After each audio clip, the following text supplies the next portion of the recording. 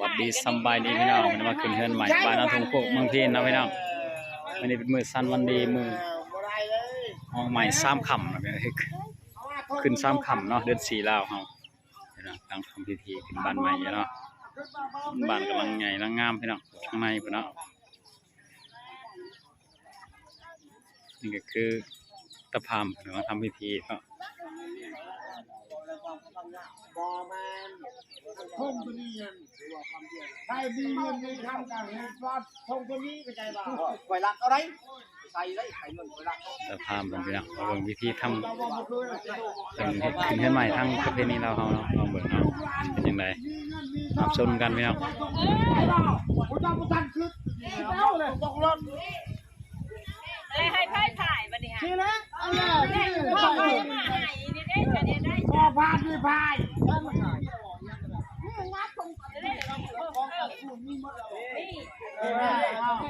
ใหม่เป็นยังไงทงเงินทองคำโมพันเป็นผู้พาย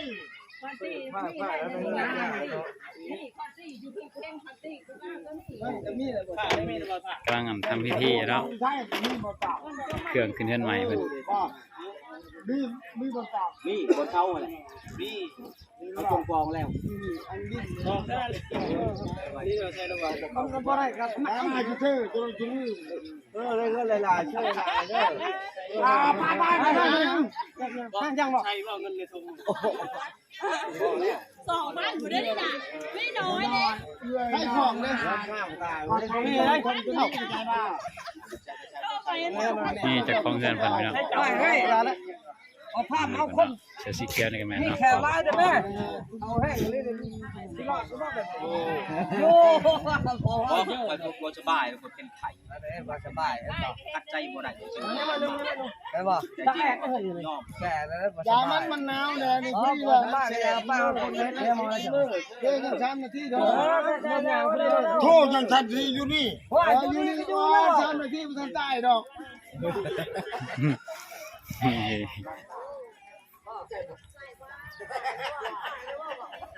เพิ่งได้ถึงไปเขาอยู่แถบแดนยังถ้าเพิ่นยืนตะแวกันจังหน่อยว่ะ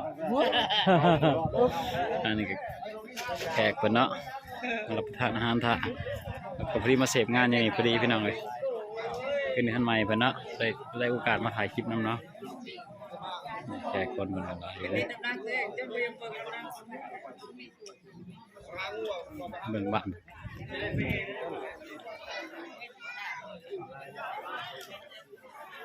นี่เป็นน้องบ้านเนาะสีฟ้างามอยู่เนาะ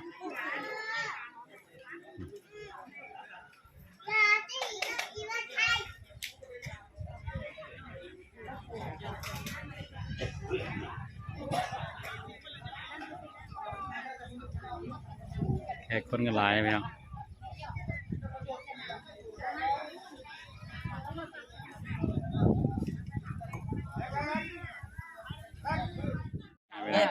ผ้ากับเต้ผ้าใหม่เนาะโอ้ยผ้ามันเน่าแดดเลย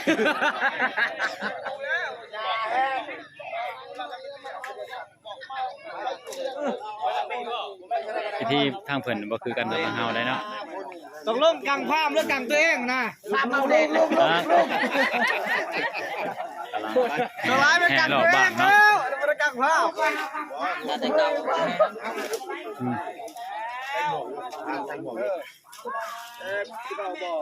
ซื้อจอกไปนำอีกกินก่อนจะไปแห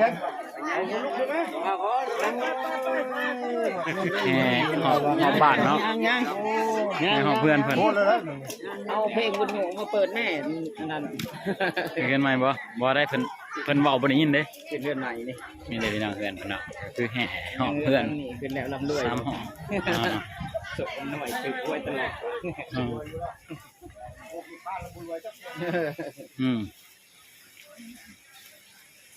เนี่ยบ้านเพิ่นหลังใหญ่หลังงามเนาะบ้านนี่เนาะ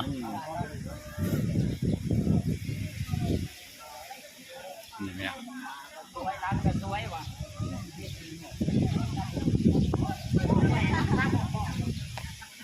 แห่หอบ3 หอบแห่หอบเพื่อนใหม่เพิ่นเนาะ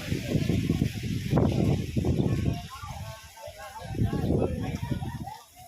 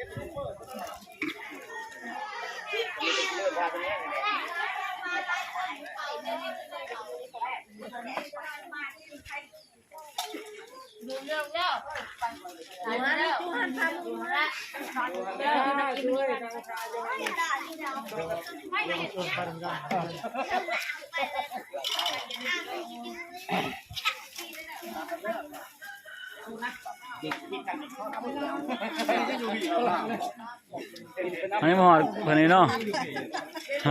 มาได้เนี่ย มาได้อันนี้ยังหมอดใช่อยู่ทางนี้ทางนี้หอดเลยได้นี่คนลายเลยพี่น้องเลยเป็นไงมัน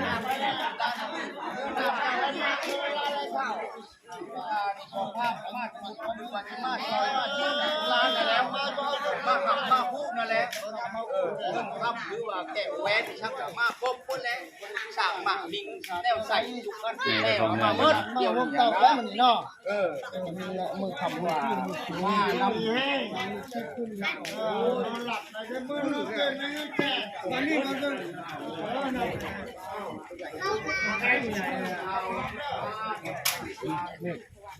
มอนี่มึงมีเนื้อหิวก็ได้ทงเป่าเอาบ่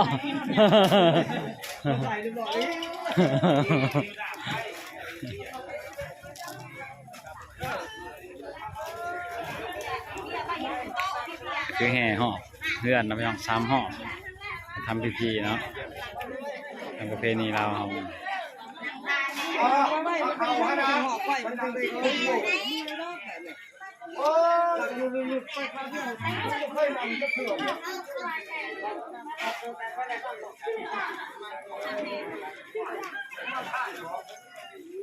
ยืนโดนโอ้เขาก็ยืนทะเล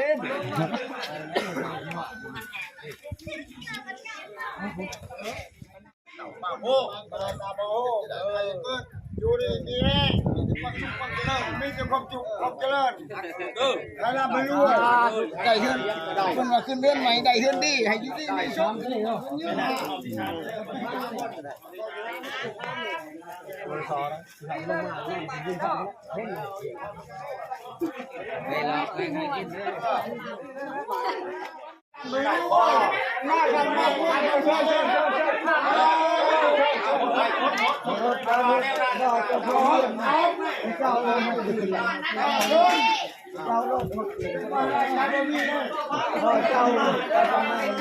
โปรตีนเนาะ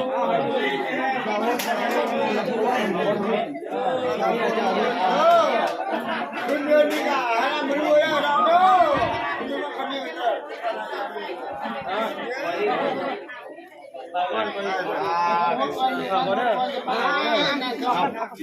นี่แหละโคตรก่อนเขาลูกได้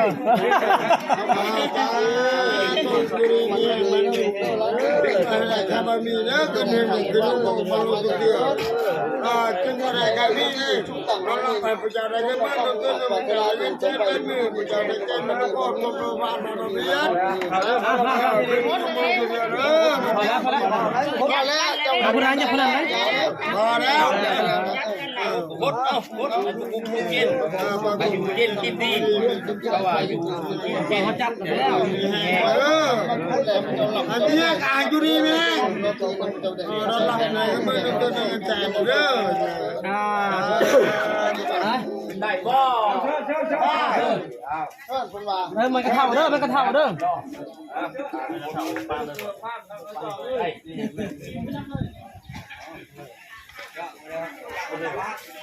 ไอ้ขึ้นเลยบ่อันนี้บ่ได้นับขันข้างในบ่บ่ได้นับเนาะพิธีเพิ่นคือกันเนาะพิธีทางบ้านคอยนับขันได้ขึ้นแน่ๆได้นับขึ้นคันหน้าแบบแต่ละขันตีนบ่ได้ลาครับปึ๊บเลยล่ะบ่เกือบก็ได้ครับไปได้เนาะ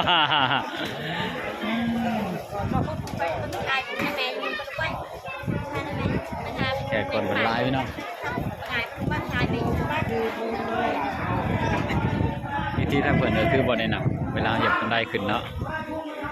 คือขึ้นมาเลยเนาะทำที่เลยเนาะทำมาเป็นเนาะ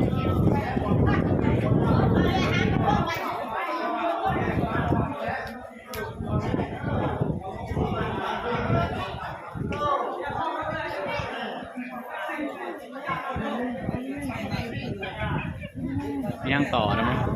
แผนมาเยอะไปคิดก่อน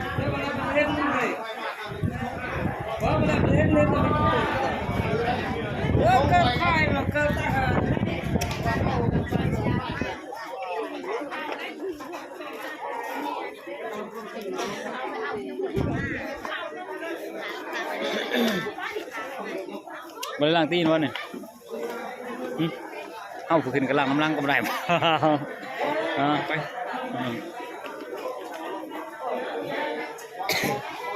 กะโลกามนี่นะ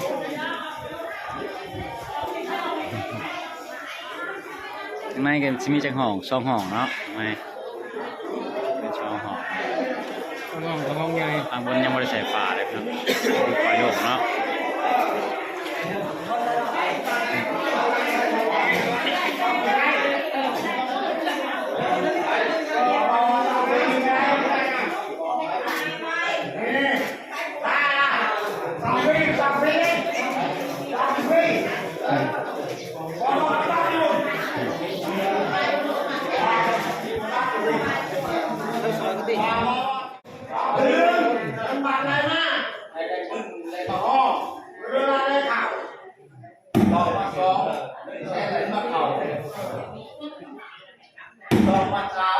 ถึงบอกมึงเอง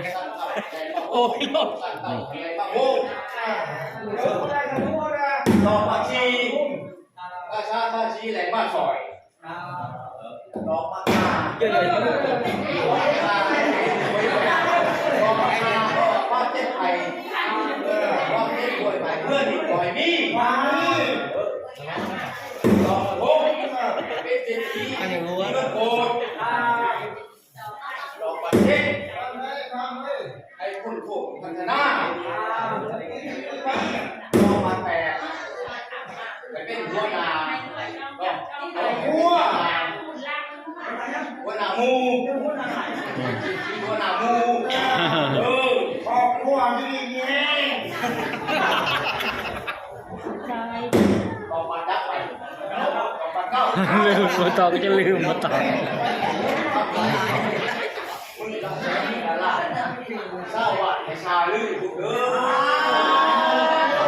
ต่อมาดกต่อมาซิปถึง6 โลเลยเดี๋ยวแม่ในเงิน2-3 ตึกโอเคนำทำพิธีเสร็จทีมหอยนะหอย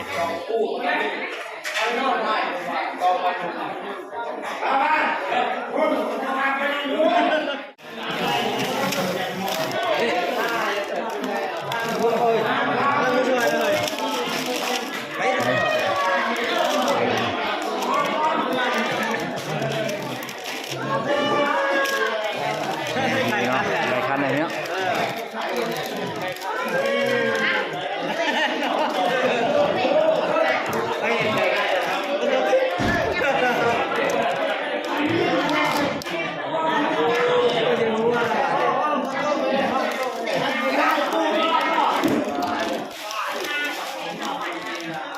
ทางคนพันก็ได้คนเตะขึ้นเลยครับพวกนี้ทางคนพันกันทางคนตื่นมาแล้วมันบอกเลขได้ยับมาพันเลยมาชมมาหมดมาชิมโอ้แล้วนั่นก็มีแต่ผู้รักจากนี้มาผู้จากนี้ใจผู้รับจากไหนมาจากไหนมาปั้นกันจากไหนมาจบเงินทำแล้วของแนวทำแล้วโอ้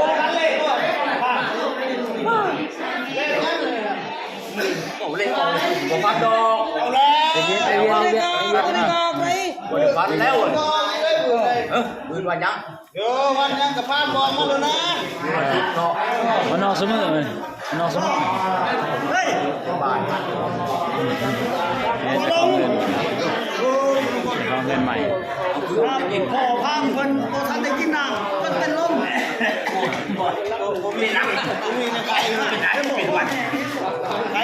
วัด ตัวใครมาพูดเป็นวัดวัดเป็นวัดคดีรอเลย แพงนี่เนาะอ๋อเห็นมาดีดีว่ะแพงนี่ว่ะให้เมื่อเราคำพันเบิดเลย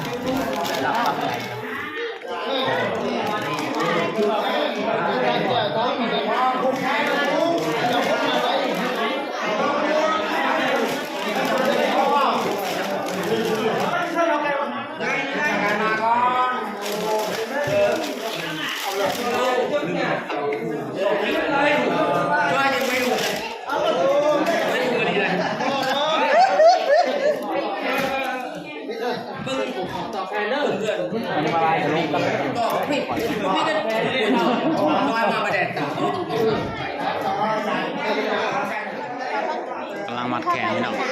ทำวิธีกินมันใหม่เนาะไปแม่ทำได้เล่นมากันที่2 หัว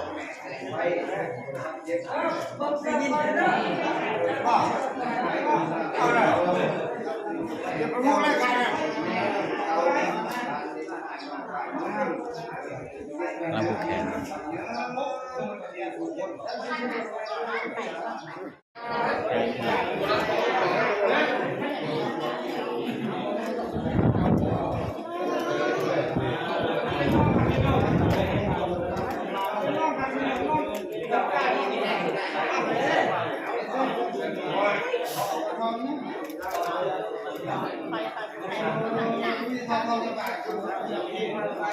เดี๋ยวเอาไปให้หนามาเอาไปไหนไปเด้อ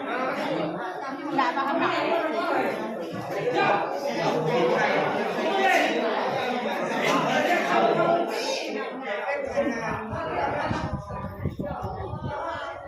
โอเคนะพี่น้องเขาจบคิวเพียงสนิทกินหน้าพบกันใหม่อย่าลืมกดไลค์กดแชร์กด subscribe นะบ๊ายบาย